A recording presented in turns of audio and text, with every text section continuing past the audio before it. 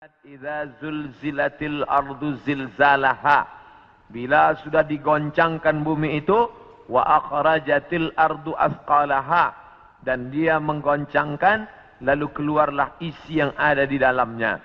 Dulu terjadi juga gempa, faj'alna 'aliyaha safilaha, kami jadikan bagian dalam naik ke atas, bagian atas turun ke bawah. Amtarna 'alaihim, kami hujani mereka bihijaratin, dengan batu, min sijilin mandud, dari tanah liat yang terbakar. Sudah lama terjadi, tapi hari ini terjadi lebih banyak lagi di banyak-banyak tempat. Bahkan gempa tak lagi terhitung. Hari ini terjadi di sini, hari ini terjadi di sini. Ini menunjukkan bahwa salah satu dari tanda-tanda itu sudah muncul mengingatkan kita. Apakah dengan terjadinya ini lalu kita stres? Setelah ini lalu kita tidak beraktiviti, lalu setelah ini kita tidak lagi beramal? Bukan begitu makna memahami tajuk kajian kita ini. Dengan memahami tanda hari kiamat, bukan menyuruh kita berhenti bekerja, bukan menjadikan kita menjadi tidak bersemangat untuk mencari nafkah, malah judul tajuk kita siang ini membuat kita semakin bersemangat untuk beramal soleh, karena kita akan tetap mati menghadap Allah, maka yang dibawa serta adalah amal-amal. Makanya dalam sebuah ungkapan, bukan hadis Nabi, i'mal lidunyaka, beramallah untuk duniamu, ka'annaka ta'ishu abada, seakan-akan kau hidup untuk selamanya. Wa amal li akhiratika, beramallah untuk akhiratmu, ka'annaka tamutu wada, seakan-akan kau mati besok. Maka siang ini kita salat zuhur pukul 1:30, maka seakan-akan inilah zuhur yang terakhir. Saya akan sampaikan tazkirah ini dalam 60 menit. Selepas itu kita akan buka soalan, kita akan jawab masalah-masalah yang ditanyakan terkait dengan tajuk kita sebahagian besarnya. Maka selepas mengkaji tajuk tanda-tanda hari kiamat, bukan membuat kita lalu berhenti beramal, tapi membuat kita makin bersemangat beramal. Kerana ternyata alam akan berakhir, rumah yang besar akan hancur, kereta tak dibawa serta, yang dibawa hanyalah illal ladina amanu, iman, wa amilus salihat, dan amal-amal saleh. Lain daripada itu tinggal.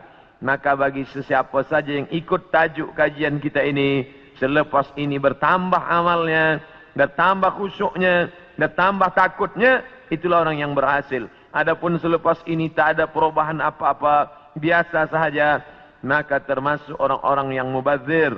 Innal mubazzirina kanu ikhwana syayatin. Orang yang mubazir adalah ikhwan, saudara-saudara syaitan. Mengapa begitu? Dia sudah mubazir waktu, dia sudah mubazir energi, dia tidak mendapatkan manfaat apa-apa. Padahal ayat-ayat yang kita baca, idza tuliyat alaihim ayatuhu, kalau dibacakan ayat-ayat Allah, zadathum imana, bertambahlah imannya.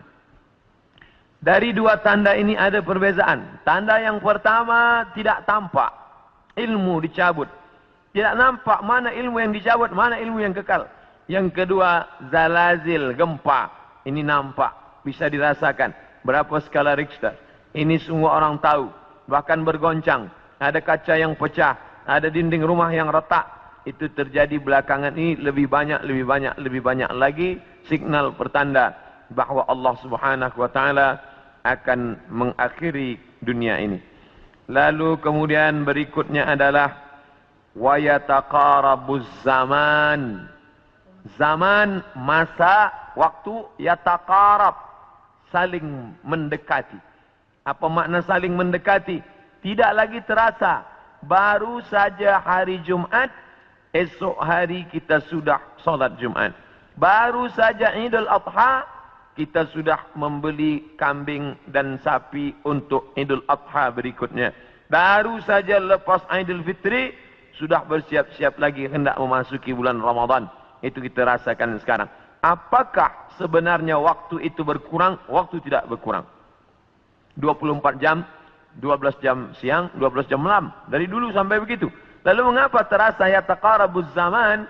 Kerana ada alat-alat yang membuat kita merasa cepat. Dengan tumbuhnya alat-alat elektronik, datangnya internet, sehingga zaman begitu cepat tak terasa. Dulu orang duduk lama terasa baru berakhir petang hari. Tapi hari ini tak terasa. Petang, siang, malam berputar begitu cepat. Wa yataqarabuz zaman. Maka ini kita rasakan, makin hari makin kuat. Apa yang ada pada kita masa kecil dulu, sekarang sudah tidak ada lagi. Permainan-permainan anak kecil seperti layang-layang, seperti gasing dan lain sebagainya. Orang sudah bermain digital semua dan hilanglah permainan yang mengambil masa waktu ini. Lalu kemudian waktu semakin pendek dan puncanya adalah orang sudah tidak lagi peduli kepada jiran tetangga, tak lagi memperdulikan masa, sehingga hilanglah apa yang diberikan Allah. Padahal Allah SWT berikan masa ini dan kita semua akan ditanya tentang masa yang sudah kita pakai. La tazulu qadama 'abdin, kaki anak Adam tidak akan bergeser, pindah di satu tempat lain. Hatta yus'al, sampai hingga ia ditanya. Pertanyaan banyak. La tus'alunna yawma idzin 'anil na'im. Kamu akan ditanya tentang banyak pertanyaan. Tapi satu di antara pertanyaan itu adalah an umrihi fima afnah. Umur kemana saja kamu pakai. Maka pertanyaan yang paling banyak tak dapat dijawab oleh manusia adalah umur, usia. Kemana saja kau pakai yang dititipkan Allah Subhanahu wa ta'ala. Wa yataqarabuz zaman, waktu semakin dekat. Yang keempat, wa tazharul fitan, banyak terjadi fitan. Fitan jamak daripada fitnah. Fitnah terjadi. Berbagai macam fitnah terjadi. Kita lihat ada fitnah Sunni Syiah, ada fitnah Khalqil Quran, ada fitnah Ahmadiyah, ada fitnah Khawarij, ada fitnah Rafidah. Berbagai macam fitnah. Fitnah di grup WhatsApp, fitnah di Facebook, fitnah di Twitter, fitnah. Ini fitnah makin banyak. Dulu orang datang menceritakan aib orang lain, hanya berdua saja dia dengan jirannya. Hari ini orang berkelompok-kelompok membuat grup-grup fitnah. Hingga semakin besar, semakin habis waktu disebabkan itu semua. Dulu orang bila ingin memfitnah, maka dia datang ke suatu tempat. Tapi hari ini dia tidak keluar dari rumahnya, tapi dia sudah mampu menyebarkan fitnah-fitnah. Makna fitnah ada dua. Yang pertama, tohmah, tuduhan tanpa bukti. Yang kedua, makna fitnah adalah membunuh. Makna fitnah adalah menyiksa. Banyak penyiksaan. Berapa kali kita tidak sanggup menyaksikan video bagaimana penyiksaan muslimin di Rohingya. Bagaimana anak-anak gadis Rohingya dijual, lalu kemudian di India dijadikan sebagai orang-orang tidak baik. Bagaimana penyiksaan yang dilakukan oleh Burma kepada muslimin Arakan Rohingya. Bagaimana kemudian yang terjadi di Palestina hari ini sampai hari ini tetap berlanjutan terus. Na'udzubillah. Maka betul kata Nabi SAW, kalau sudah dekat masa hari kiamat, maka yang terjadi adalah yaksurul fitan. Maka banyaklah fitnah terjadi. Makanya selalu sebelum salam kita katakan, Allahumma inni a'udzubika min azabi jahannam. Jauhkan kami daripada azab jahannam. Wa min azabil qabri, daripada azab kubur. Wa min fitnatil mahya wal mamat. Jauhkan kami dari fitnah hidup dan mati. Fitnah mati, azab. Dua fitnah mati. Azab kubur dan kemudian azab di akhirat. Tapi ada fitnah yang luar biasa. Fitnatul mahya. Fitnah ketika dalam hidup. Hidup pun dia sudah merasakan fitnah-fitnah yang luar biasa. A'udzubillah. Yang selanjutnya, yang kelima, yaitu yaksurul haraj. Haraj, kata Nabi, wa huwal qatslu, pembunuhan yang banyak. Bagaimana mereka boleh menghabisi kaum muslimin bertetangga dekat. Slobodan Milosevic ingin menghabisi semua etnis Bosnia Hersek, habis semuanya. Itu terjadi tahun 90-an. Lalu kemudian sekarang berdamai. Lalu kemudian bagaimana pembantaian di Irak. Dari sejak mulai Presiden Amerika sampailah yang terakhir. Terus mereka membantai umat Islam. Lalu kemudian terjadi pula yang terakhir. Tidak berakhir sampai hari ini. Sampai Presiden Amerika mengatakan ini adalah ibu kota Israel. Dengan mengakui itu sebagai ibu kota Israel, maka semua orang yang berada di dalam itu tidak lagi diakui sebagai orang Palestina. Efek daripada itu adalah bahwa ini tidak lagi dianggap sebagai milik umat Islam, tapi justru sebagai orang Islam yang memiliki tempat ibadah di tanah orang kafir. Na'udzubillah. Oleh sebab itu, maka banyaklah al-haraj, pembunuhan. Dulu pun ada juga pembunuhan, betul, tak salah. Ada Romawi membunuh Persia, Persia membunuh Rom. Itu biasa, itu terjadi.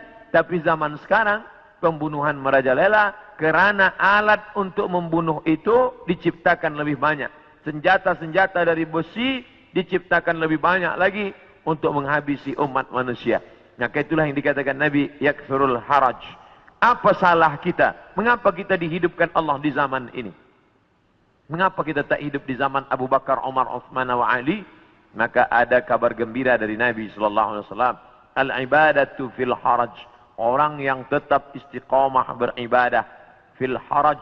Ketika banyak pembunuhan-pembunuhan ini, tetap imannya kuat, tetap dia istiqamah. Kahijratin ilayya. Seperti orang yang berhijrah kepada Nabi Muhammad sallallahu alaihi wasallam. Mudah-mudahan kita termasuk orang yang tetap istiqamah dalam keadaan banyak pembunuhan-pembunuhan, dan kita seperti orang yang berhijrah walaupun sudah 1439 tahun lampau, tapi kita tetap diakui sebagai umat Muhammad sallallahu alaihi wasallam dan seperti orang yang berhijrah. Makanya sekarang ada orang istilah, ini adalah hijrah saya, ini adalah momen hijrah saya. Sebenarnya tidak lagi ada hijrah. La hijrata ba'dal fath. Setelah pembebasan kota Makkah, tidak lagi ada hijrah. Yang dimaksud hijrah adalah pindah dari batil kepada hak, pindah dari syirik kepada tauhid, pindah dari jahil kepada ilm. Itulah makna daripada hijrah. Kemudian yang keenam, hatta yaksura fikumul mal fayafidu. Banyak orang yang melimpah ruah hartanya sampai yafidu, seperti air yang penuh tumpah. Banyak orang-orang kaya. Dulu orang hanya kaya tapi masih ada batasnya. Sekarang ada orang yang amat sangat kaya tanpa batas, sampai tidak tahu lagi dia mau dibuat kemana kekayaan ini. Dan itu terjadi hari ini. Dulu orang kaya karena dia berniaga, bekerja. Ada orang kaya karena dia menjual emas. Ada orang kaya karena dia beternak sapi, kambing. Ada orang kaya karena dia membuat kolam ikan. Artinya dia bekerja, keluar peluh keringatnya baru dia kaya. Hari ini ada orang yang duduk-duduk saja, tapi kekayaannya amat sangat melimpah ruah. Maka apa yang dikatakan Nabi SAW terwujud hari ini, menunjukkan hari kiamat itu hampir saja terjadi. Bahkan ketika Isra Mi'raj pun, Nabi melihat ada seorang perempuan tua yang melambaikan tangannya memanggil. Lalu Nabi bertanya kepada Jibril alaihissalam, siapa itu Jibril? Jibril menjawab, itulah dunia yang sudah tua. Walaupun sudah tua, dia tetap berhias kerana dia tak ingin tua. Dunia dengan usianya yang tua, hampir kiamat, dia tetap berhias dengan perhiasan-perhiasan harta benda, dengan binaan-binaan yang besar. Tapi sebenarnya dia semakin tua, dan sampai masanya terjadilah apa yang dikatakan Allah Subhanahu wa taala, hancur semuanya, berkeping tak bermakna sama sekali. Maka ini salah satu tanda yang dikatakan Nabi sallallahu alaihi wasallam. Kemudian hadis berikutnya disebutkan juga dalam Sahih Al-Bukhari. Apa kata Nabi sallallahu alaihi wasallam? Tetap dari Abu Hurairah.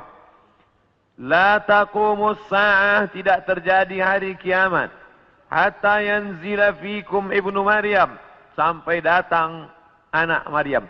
Yang dimaksud dengan anak Maryam adalah Nabi Isa alaihissalam, hakaman muqsitan, sebagai seorang hakim yang adil. Mungkin keadilan susah didapatkan dari manusia yang condong kepada harta dan hawa nafsu, tapi kerana dia seorang nabi, bukankah dia sudah mati, meninggal dunia? Barrafa'ullah. Wa ma qataluhu, mereka tidak berhasil membunuhnya. Wa ma salabuhu, mereka tidak berhasil menyalibnya. Walakin syubbiha lahum, ada orang lain yang diserupakan wajahnya dengan Isa. dialah Yudas Iskariot, dialah Yahuza yang kemudian ditangkap oleh tentara daripada Yahudi yang benci akan Isa, dan mereka menyalibnya di tiang Golgota, dan mereka mengatakan inilah dia. Maka kata Allah, wa ma qataluhu yaqina, mereka tidak yakin seyakin-yakinnya tentang itu. Sampai akhirnya pada tahun 324 terjadilah konsili, pertemuan pertemuan seluruh pendeta-pendeta, dan mereka berhasil menyepakati di sebuah kota bernama Nisea.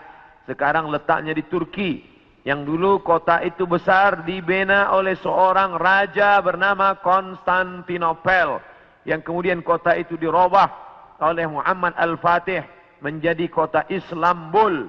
Islambul, kota Islam, negeri Islam, yang berubah menjadi Istanbul. Maka di sana ada satu tempat bernama Nisea.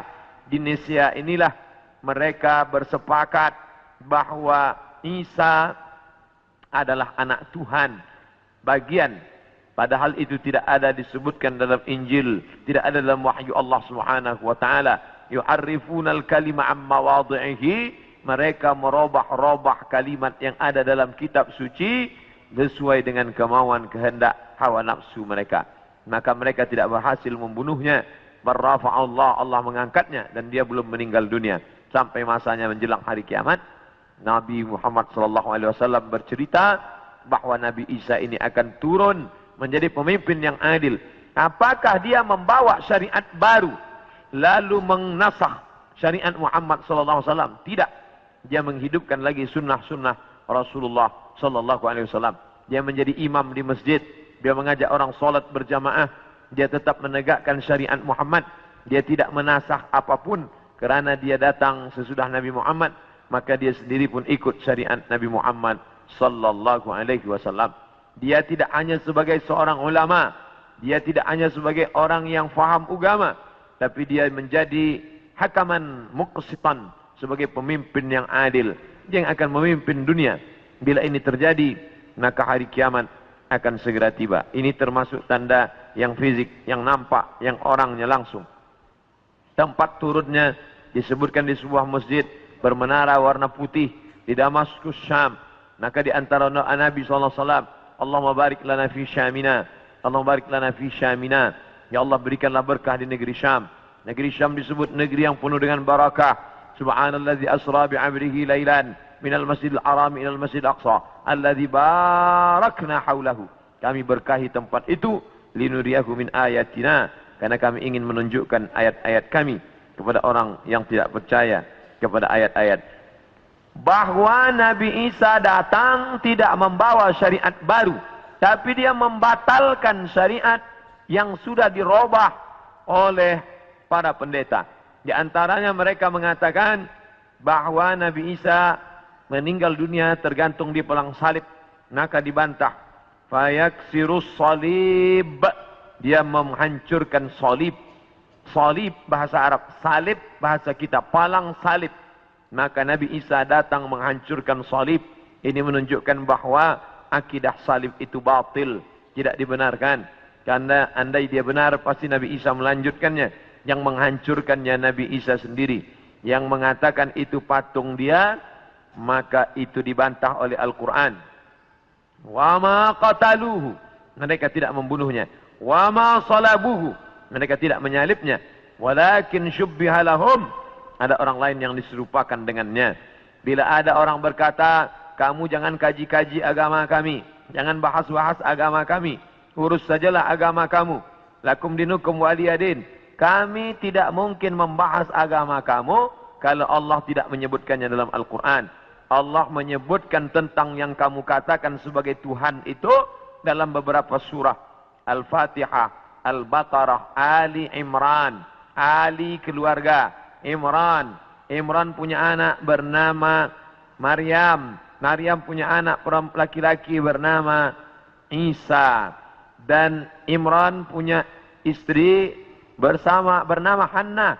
Hannah punya saudari perempuan, melahirkan anak laki-laki bernama Yahya. Dan Yahya punya ayah bernama Zakaria. Maka inilah keluarga yang kecil. Ada Imran, ada Hannah, ada adik Hannah, adiknya melahirkan Yahya, nama suaminya Zakaria, dan Hannah melahirkan anak perempuan bersama Maryam, dan Maryam punya anak laki-laki bernama Isa alaihissalam. Ini keluarga orang baik-baik, ini keluarga orang yang saleh, dan mereka itu tidak pernah mengaku dirinya Tuhan. Mal Masih ibnu Maryam illa rasul. Al-Masih tak lain tak bukan hanyalah seorang rasul. Qad khalas min qablihi rusul, yang sebelumnya sudah ada rasul-rasul, Adam, Idris, Nuh, Salih, Ilyas, Ilyasa, Zakaria, Musa, Yahya, Zulkifli, Daud, Sulaiman, Ayyub, semuanya meninggal dunia. Maka Nabi Nabi Isa alaihissalam pun juga akan meninggal. Hanya saja dia meninggal tidak seperti nabi yang lain. Hidupnya habis, berakhir. Nabi Isa akan datang sekali lagi dan dia akan menghancurkan salib-salib. Berikutnya, wa yaqtulul khinzir, dia akan membunuh babi. Apa makna membunuh babi? Kerana mereka menghalalkan babi, seakan-akan babi itu halal, padahal Nabi Isa tidak makan babi. Lalu siapa yang merubah ajaran Isa sehingga mereka menghalalkan babi? Maka yang merubah adalah Paulus. Kata Paulus, sejak Isa disalib menebus dosa manusia, maka semua binatang menjadi halal. Begitu juga dengan khitan.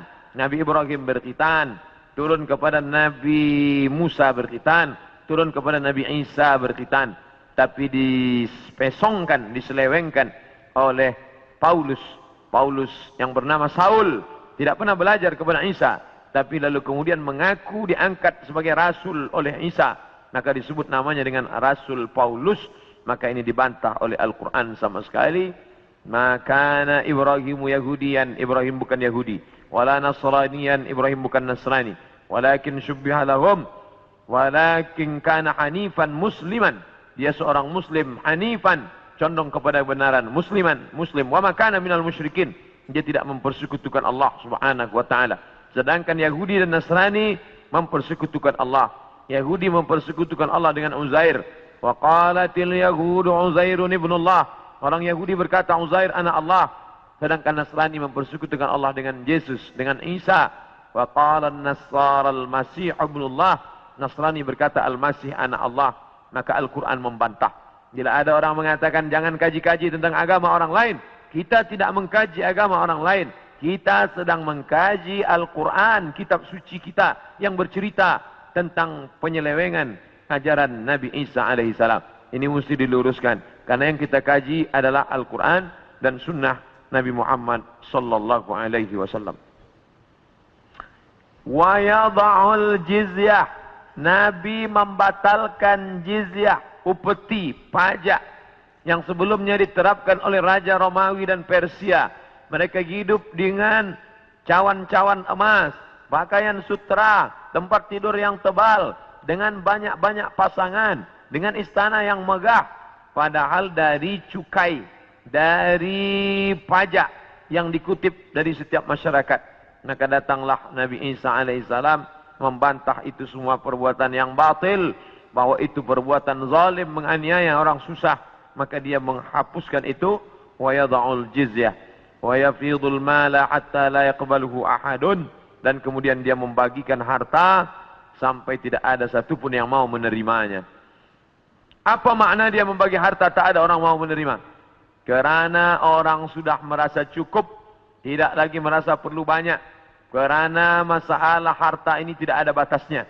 Lau kana li ibni Adam wadiyan min dhahab, seandainya manusia itu memiliki satu lembah daripada emas, ini ada bukit, di sini ada bukit, ada tanah yang turun ke bawah, tempat bercocok tanam. Lalu kemudian berubah dia menjadi emas, maka manusia tidak pernah berkata cukuplah emas yang banyak ini, tidak. Tapi dia akan berkata mana lagi, mana lagi. Dia terus meminta, walan tamla fahu illa turab, sampai mulutnya diisi tanah, masuk ke liang lahat. Barulah dia merasa cukup, barulah dia katakan enough, barulah dia katakan cukup, tidak lagi lebih daripada ini.